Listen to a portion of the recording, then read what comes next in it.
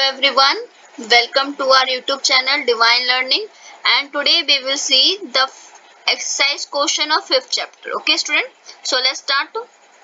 First one is answer in brief. First question is how is Jean Valjean's appearance described. ठीक है, तो यहाँ पे पूछ रहा है आपसे कि जीन वेल्जिन दिखने में कैसा है, ये कैसे डिस्क्राइब किया गया है. ठीक है, तो ये कैसे डिस्क्राइब किया गया है, हमें बताया गया है कि he is very coarse, he has a wide look in his eyes. ठीक है, and he is poorly dressed. ठीक है, ओके. नेक्स्ट सेकंड क्वेश्चन है who was Jean Valjean. Jean Valjean कौन था, तो यहाँ पे क्या लिखेंगे, Jean Valjean was a convict.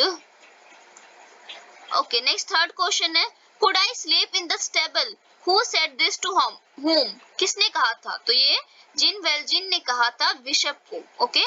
Next why did the speaker want to sleep in the stable.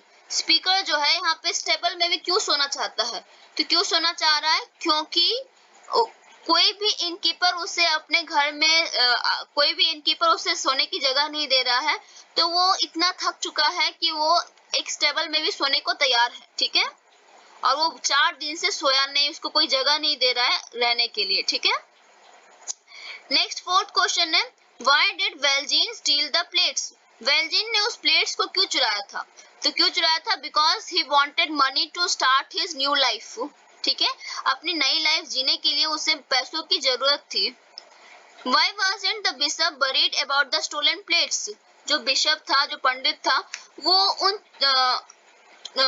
उन प्लेट्स के बारे में बरीड क्यों नहीं था. ठीक है, जो प्लेट्स चोरी हो गए थे उसके बारे में चिंतित क्यों नहीं था, तो क्यों नहीं था, क्योंकि वो बहुत ही काइंड मैन था और उसके अकॉर्डिंग वो लोग यहाँ पे थे ही हेल्प करने के लिए. ठीक है, वो अपनी बहन को ही कहता है कि we are here to help the poor. Next 6 question है what did the bishop offer to give Valjean. Bishop Valjean को क्या ऑफर करता है, तो क्या ऑफर करता है वो 6 silver plates plus 6 silver candlesticks. ठीक है, ओके. नेक्स्ट अब आते हैं आंसर इन डिटेल में. How did Valjean and the bishop behave with each other and why. ठीक है, तो वो दोनों एक दूसरे से कैसे बिहेव करते हैं और क्यों. तो वेल्जिन बहुत ही रूडली बिहेव करता है, वहीं बिशप बहुत ही काइंडली बिहेव करता है.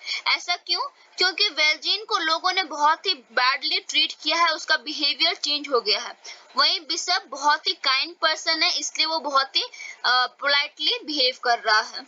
सेकेंड क्वेश्चन था what arrangement did the bishop make for welcoming Valjean. Valjean के स्वागत के लिए बिशप क्या क्या अरेंजमेंट करता है, तो क्या क्या करता है, उसे खाने के लिए देता है, उसे सोने के एक अच्छा बेड देता है. ठीक है, उसके लिए उसके खाने के स्वागत में उसको 6 सिल्वर प्लेट्स में खाने को देता है. ठीक है, ओके. नेक्स्ट थर्ड क्वेश्चन है how was Valjean caught. Valjean पकड़ा कैसे गया, तो he was hiding in the boots and the cops caught him. ठीक है, वो जंगलों में छुप रहा था और कॉट मतलब कि कॉप्स ने पुलिस ने उसे पकड़ लिया. नेक्स्ट फोर्थ क्वेश्चन है why did the bishop give Valjean the candlesticks. Bishop Valjean को कैंडलस्टिक क्यों दे देता है, तो क्यों देता है, क्योंकि बिशप जानता है कि वेल्जिन को पैसों की जरूरत है. ठीक है, तो इसलिए वो उसे 6 सिल्वर कैंडलस्टिक दे देता है ताकि उसे बेचकर वो अपना एक न्यू लाइफ स्टार्ट कर सके. ओके. फिफ्थ क्वेश्चन है I feel I am a man again. Who said this to whom, तो किसने कहा था, ये जीन वेल्जिन ने कहा था बिशप को. What had happened just before this, और इससे पहले क्या हुआ था, तो इससे जस्ट पहले क्या हुआ था, बिशप ने वेल्जिन को पुलिस से बचाया था. ठीक है, दोबारा जेल जाने से बचाया था. सी नंबर है what does the speaker mean by this words. इस वर्ड का मतलब क्या है, क्या कहना चाह रहा है स्पीकर यहाँ पे, तो क्या कहना चाह रहा है वो कि लोगों ने उसे इतनी बैडली ट्रीट किया पिछले दिनों में कि वो इंसान नहीं रहा था, वो एक तरह से उसका बिहेवियर बदल गया था. लेकिन बिशप ने उसके साथ इतना काइंडली बिहेव किया कि उसे दोबारा इंसान बनने पे मजबूर कर दिया, उसे फिर से एक अच्छा इंसान बना दिया. ठीक है. नेक्स्ट 6 है You no longer belong to evil but to good. Who said this to whom? तो यहाँ पे किसने कहा था, ये बिशप ने कहा था वेल्जिन को. Next, do you really think that the listener had changed and why? तो yes, the listener had changed, क्योंकि मुझे सच में लगता है कि लिसनर वेल्जिन जो था वो बदल गया था, क्योंकि वो बिशप के पैर पड़ता है और उसे कहता है कि ब्लेस करो मुझे. ओके. अब नेक्स्ट है think and answer. What if Valjean had not stolen the plates and run away? Write a different ending to the story. तो यहाँ पे कह रहा है कि ऐसा सोचिए कि वेलजिन ने उन प्लेट को चुराया नहीं होता और भागा नहीं होता, तो स्टोरी की एंडिंग कैसे होती? एक नई स्टोरी बनानी है आपको, एक नई एंडिंग देनी है स्टोरी की, ठीक है? तो एक स्टोरी जो हम गेस कर सकते हैं वो ये कि वेलजिन बिशप के साथ रहना स्टार्ट कर दिया होगा, फिर वेलजिन बिशप को देखता होगा कि बिशप बहुत ही काइंड पर्सन है, तो उससे बहुत सारे वैल्यू सीखा उसने और धीरे धीरे वो बदलता गया और एक अच्छा इंसान बन गया, ठीक है? नेक्स्ट डी है know your values. Jean Valjean stole the silver plates although the bishop had been kind to him. If the bishop had not helped him, he would have been put in prison again.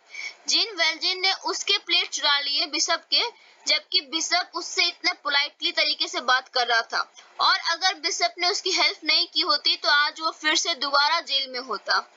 During an exam, you find the questions to be very difficult. Your friend is sitting next to you. You can see that she is writing easily and continuously.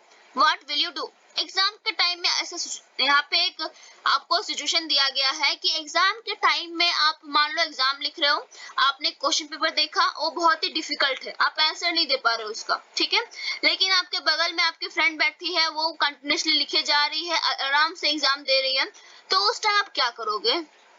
ठीक है, तो मुझे पता है maximum आप में से तो चीटिंग करना स्टार्ट कर दोगे, बट वो सही नहीं है. आपको क्या करना चाहिए? आपको जितना आता है उतना उसमें देना चाहिए, लिखना चाहिए आंसर, और जो नहीं आया है तो अपनी गलती एक्सेप्ट करनी चाहिए कि हाँ मैं प्रिपेयर करके नहीं गया था, और नेक्स्ट टाइम से बिल्कुल प्रिपेयर होके जाना है टफ क्वेश्चंस के लिए भी, ठीक है?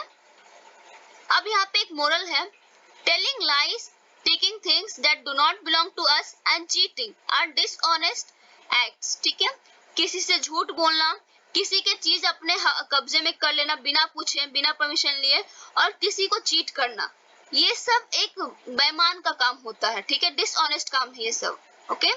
और हमें हमेशा ऑनेस्ट होना चाहिए. We should be honest so that people can trust us and so that we can feel good about ourselves. ठीक है, और हमें हमेशा ईमानदार होना चाहिए ताकि लोग हम पे यकीन कर सके, हम पे ट्रस्ट कर सके, ठीक है? अगर वो हम पे ट्रस्ट करेंगे तभी हमसे बातें शेयर करेंगे, हमारे फ्रेंड बनेंगे. लेकिन अगर हम उनको चीट करेंगे, उनसे झूठ बोलेंगे, ठीक है, उनके चीजें ले लेंगे, तो वो हम पे ट्रस्ट करना बंद कर देंगे और फिर हमें खुद पे बुरा लगेगा. इसलिए हमें हमेशा सच बोलना चाहिए, ईमानदार रहना चाहिए ताकि लोग हम पे ट्रस्ट करें और हमें खुद पे अच्छा भी लगे, ओके? ठीक है, तो अब ग्रामर स्टार्ट करते हैं. We know that we use the simple present tense to talk about something that is true now, something that happens regularly, or something that is always true. तो हम सिंपल प्रेजेंट टेंस कब use करते हैं? जब हम कुछ fact बता रहे हो, कुछ तथ्य बता रहे हो जो कि हमेशा सच होता है, या फिर कोई ऐसा हैबिट बताने के लिए जो कि आप रेगुलर करते हैं, ठीक है? या ऐसे चीजों को बताने के लिए जो कि हमेशा सच होता है, ठीक है? Next, we use the simple past tense to talk about something that happened in the past and is finished. और हम लोग simple past tense का कब यूज करते हैं? ऐसी चीजों को बताने के लिए जो कि हो चुका है, ठीक है? That happened in the past and is finished. वो खत्म हो चुका है. We use the present continuous tense to talk about something that is happening now and is not finished. Present continuous यानी कि वो अभी भी चल रहा है, ठीक है? हम प्रेजेंट कंटिन्यूअस टेंस उन चीजों को बताने के लिए यूज करते हैं जो कि अभी भी कंटिन्यू है, चल रहा है, खत्म नहीं हुआ है, ठीक है? We use the past continuous tense to talk about something that was happening at some point of time in the past. और past continuous tense हम तब यूज करते हैं उन चीजों को बताने के लिए जो कि पास्ट में चल रहा था, थोड़े समय पहले चल रहा था वो, ठीक है? We use the future tense to talk about something that is going to happen in the future. और हम future tense का तब यूज करते हैं जब हमें बताना हो कोई चीज जो कि फ्यूचर में होने वाला हो, ठीक है? ओके, सो अब यहाँ पे ये हमने टेंस पढ़ लिया, तो यहाँ पे क्या करना है? Complete the sentences with the correct forms of the words in the bracket. ठीक है, ब्रैकेट से करेक्ट फॉर्म ऑफ वर्ब लेके यहाँ पे कंप्लीट करना सेंटेंस को. तो एक यहाँ पे कर दिया गया है, Mona dash a letter now. तो राइट है, तो ये क्या है कि कंटिन्यूअस हो रहा है, अभी भी चल रहा है, ठीक है? तो Mona is writing a letter now, okay, तो वैसे ही आपको बाकी करना है कंप्लीट, ठीक है। नेक्स्ट बी क्वेश्चन है rewrite this sentences using the tense in the brackets, ठीक है।